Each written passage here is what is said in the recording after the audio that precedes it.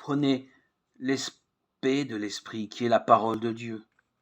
Priez par toutes sortes de prières et de supplications en tout temps. Éphésiens 6, 17-18. Nous qui sommes du jour, soyons sobres, ayant revêtu la cuirasse de la foi, de l'amour et pour casque l'espérance du salut. 1 Thessaloniciens 5-8. La pandémie de 2020 a montré notre dépendance à autrui pour de nombreux produits indispensables pour lutter contre la propagation du virus. Traitements, respirateurs, masques. Cette situation rappelle celle des Israélites, 1 Samuel 13, 19, 22.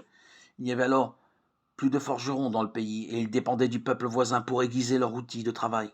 Ils n'avaient même plus d'épée pour empêcher leurs ennemis de voler les récoltes. Aujourd'hui, les chrétiens doivent mener un combat sans relâche. La lutte de chacun ne se déroule pas sur le plan matériel avec des armes, mais sur le plan moral et spirituel en relation avec notre âme. Notre nourriture spirituelle, nos choix en dépendent, comme notre conduite dans le monde. Soyez sans reproche et purs, des enfants de Dieu répréhensibles au milieu d'une génération dévoyée et pervertie, parmi laquelle vous brillez comme des luminaires dans le monde. Philippiens 2,15. Voilà l'essentiel de notre combat. Quelles sont nos armes ? 2 armes majeures, mettre en pratique la parole de Dieu et persévérer dans la prière. Pourquoi est-ce parfois la défaite ? Parce que nos armes ne sont pas prêtes, pas à portée de main. Réfléchissons.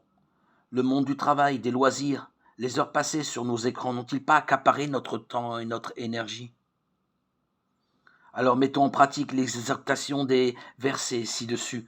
Recherchons la présence du Seigneur et retrouvons à genoux le secret de la force spirituelle pour être plus que vainqueurs par celui qui nous a aimés. Romains 8, 37.